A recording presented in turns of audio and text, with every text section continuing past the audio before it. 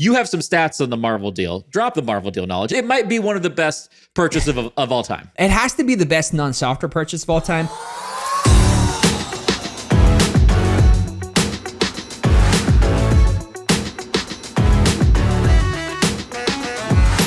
Hey, welcome to another episode of Marketing Against the Grain, your show that takes you behind the scenes for how people and businesses grow in counterintuitive ways.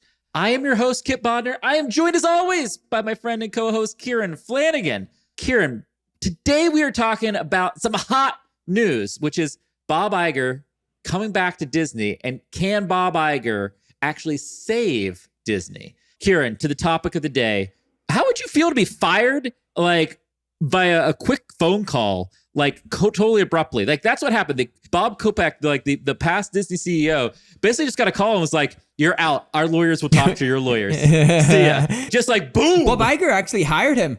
Hey, look, you're out. The guy who actually picked you is coming back. And so Bob Iger is incredible, but I think some people get built up too much. That was his pick. His pick did not work out. And so he's back in the chair. Okay, so Bob Iger is coming back to Disney after a failed run at Disney, and that business is kind of going sideways for a whole host of reasons. What are the things we thought Bob Iger in his last reign did really well / did really poorly? And then if we were him in his situation, what do we hope that he will do moving forward? And so to kick it off, I think the number one thing he did, Kieran, was deals. He was an M&A, merger and acquisition. He is a deal maker. He did a deal to bring the 21st Century Fox catalog in, the Star Wars catalog in, the Marvel catalog in. You have some stats on the Marvel deal. Drop the Marvel deal knowledge. It might be one of the best purchases of all time. It has to be the best non-software purchase of all time. He bought Marvel for $4 billion. They actually hadn't made Avengers yet, and today Marvel is estimated to be worth about $53 billion to Disney. So as a you have some software acquisitions that could probably beat that, right? Instagram, WhatsApp. Yeah. But as a non-software deal, that is incredible. But even his billion to $53 billion. And it's not slowing down, right? How much of that will that be worth in the future? Lucas, they bought for $4 billion. Although it looks like Lucas actually made $10 billion, which is pretty sweet.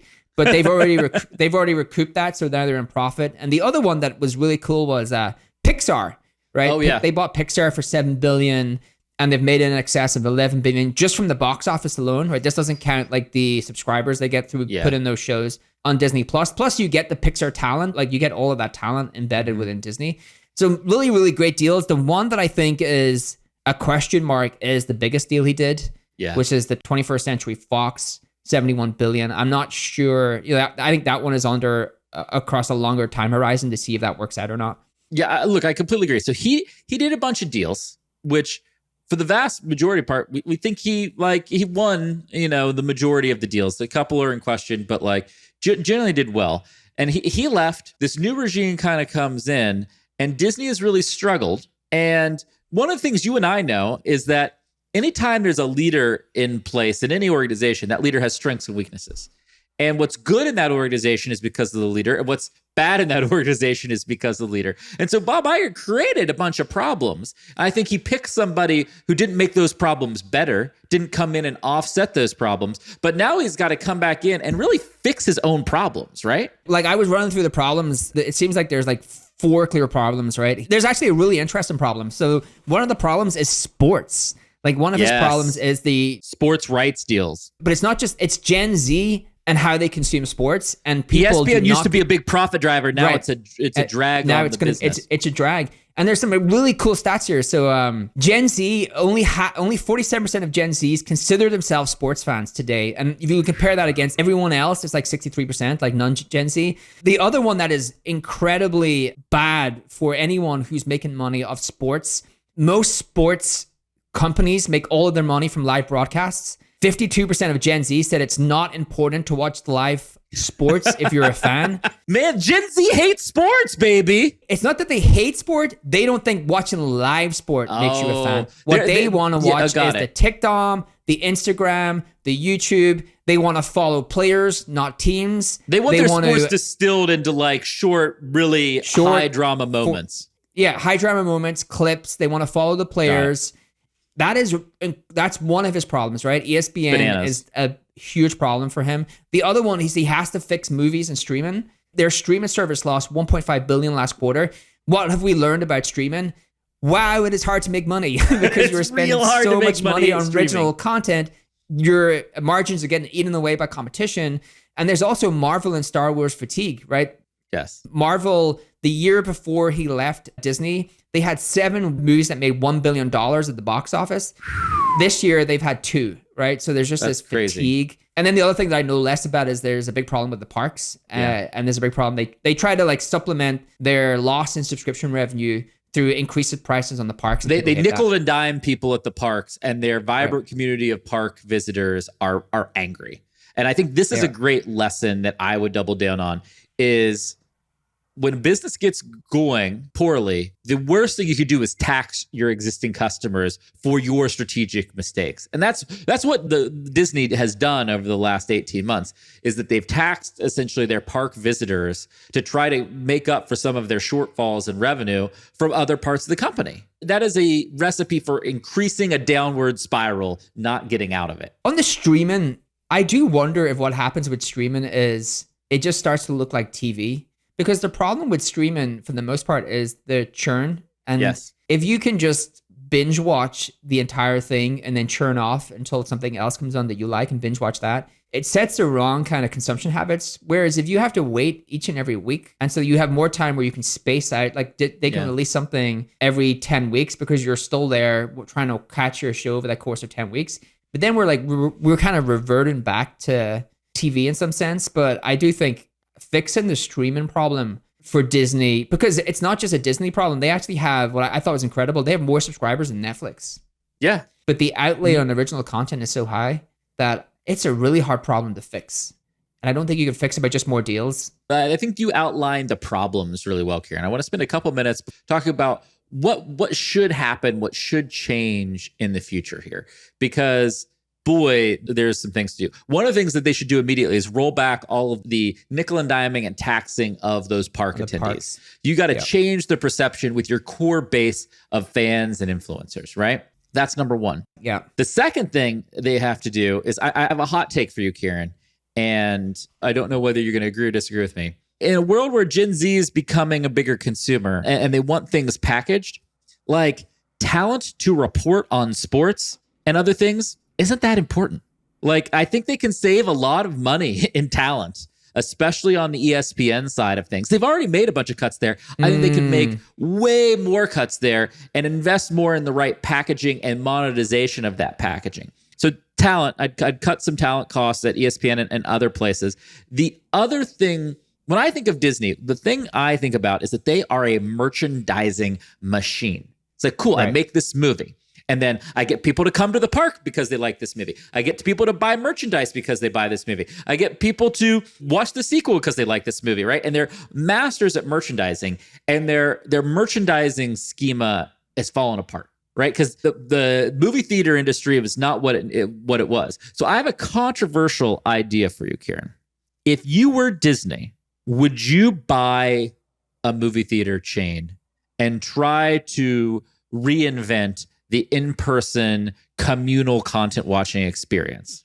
No.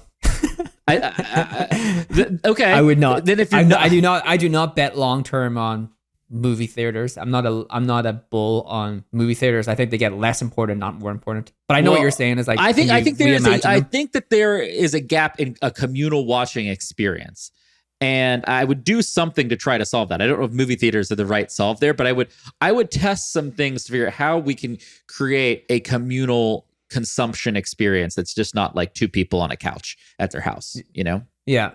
I suspect that was maybe a little bit behind why they wanted Twitter, which is still one of the weirdest potential acquisitions that ever happened. Like Disney owning Twitter would have just been terrible for Disney. One of the things they could do is think about the intersection between a trend that's happening in sports and how that plays out in helping them with their streaming package, which is the thing that Gen Z love on sports is clips, and they love players. They actually don't support teams. They support players, which to me is just like, I can't actually get my head around that. That to me is the wrong way to look at sports, but fine.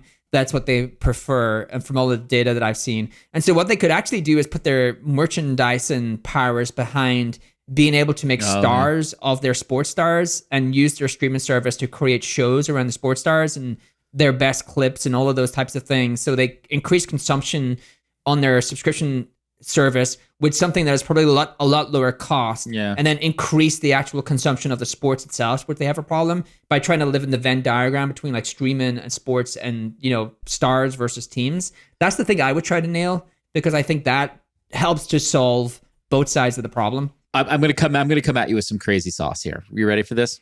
I'm ready. Let's do it. First of all, I'm going to completely disagree about the Twitter thing. Like, it goes I think Disney, it wouldn't have been the best thing, but it would have been the worst thing. It's like, Disney, it would have been the worst thing. It would have not been the worst thing. Disney, the family platform who does like the Princess and the Frog and all these things. No, it's owning a platform that's covered in hate speech, and you think Disney has the technical chops? They could have chosen to moderate it and do things very differently there. No, but it would have been the worst deal of all time. It's in your thesis. You believe every company should have bigger media reach. Why would Disney not want to increase its media reach? Because they don't need to. You're thinking about Twitter today, not what Twitter could be. They don't need to own Twitter to increase their reach through Twitter. Like, you don't actually need to own a platform to be able to do that. Why own the baggage? Like, Twitter is just like a chaotic. Get out of here. Just get out of here. It's a chaotic platform full of 80% of people who are like a nightmare. 20% of people who create good content. Like, no, that would have been the worst acquisition of all time, Kipp. I'm sorry. I'm going to follow up my argument with you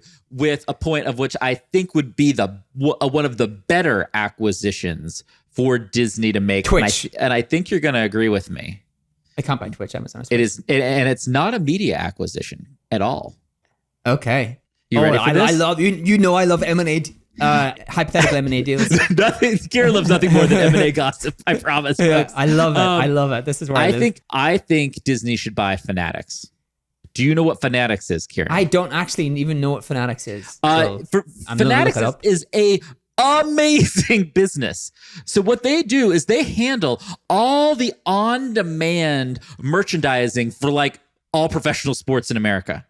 So like they print jerseys, shirts, gear, everything on demand. They have like this crazy supply chain logistics for all of this. And they're doing like billions of dollars in revenue in merch. And it's like, I think Disney is a merchandising master. Bring Fanatics in, and instead of giving up on sports, say, no, I am going to integrate, have a full vertical integration. And I'm going to make merch. I'm going to make money off sports through merch and gambling. And this is an unpopular take. You can't make money. You can't have Disney making money off gambling. It's going to happen, man. Sports in America, whether anybody likes it or not, is going hard down the gambling path, my friend. I'm just telling you. I was with you. Cable TV was like free money. But merch itself isn't going to do it. In addition to merch, they're going to have to lean in to gambling. I think there will be a casino at Disney World in the next 10 years. You can't have your kids sitting there watching My Little Mermaid putting bets on at the same time on their Disney platform. Come on, baby. I'm with you with merch, but you cannot. I'm not saying Disney's going to own a gambling platform, but they're going to take a bunch of revenue from the gambling companies through really deep integrated partnerships. No, I think they care. I think you're going to see it happen, my friend. I think the reason they're so successful is because they care so much about the brand, and I just don't think they'll do any. I think that's why Iger is being brought back, in part because they do not feel the brand has gone in the correct direction. It's lost a little bit of its magic, and I don't think they'll do anything to deter. I don't think they would ever do anything to kind of lose that magic. No, I think you're probably right. I'm just telling you, in a purely capitalist world, how you fix the sports problem is through merchandising and gambling revenue. Unfortunately, I don't see a path in the next 10 years to any other meaningful revenue streams. Yeah, so on sports, so I do take your point. So if the point you're making is like, it is hard to fix the sports problem if you do not incorporate gambling. I actually agree. In the data that I looked at, that is the way that companies are trying to circumnavigate the fact that people don't watch live sports, is to integrate gambling, which is why I think they are in a really tricky place, because they actually can't do that. And so I don't know. I think the sports problem for them is a very hard problem to solve. I agree with you. The net of this discussion, Kieran, is I think Bob Iger has a really hard job, and he has to come back and fix some of the problems he created and some different problems that just societal evolution and change created, right? And nothing is better the second time around. Like, he is revered as an icon, one of the best CEOs of all time. And to come back for a 2-year stint, which I think part of it is to correct the mistake he made and who he hired. Like, part of what I've read is he has been asked to like set someone up for success within that 2 years. But wow, it's like he walked off into a sunset as like one of the best CEOs of all time. Like you say his name, people are like, oh, that guy is just like one of the greatest of all time. And so it's a really hard spot to put yourself back into, like a 2-year run to like try not to impact the way that people think about you with all of these problems to solve. So what happened to Bob Iger in a blackjack metaphor is he had an ace, and the next round got dealt, he got another ace, and he split the aces. And now he's either going to get a king and a 10, and he's going to crush, or he's going to get aces and like some 3s and some 2s, and he's going to lose it all. And that is what is going to happen here. And this is a double down move for him. And you know what? I got no problem with it. I love people who show guts. I love people who have passion for problems and problems that they've already worked on and people they've already worked on them with. I love it. I hope he is successful. I love the breakdown that we did real quick today. If you have thoughts on what Disney should do, please drop them in the YouTube comments. We'd love to hear them. And we will see you next time on Marketing Against the Grain.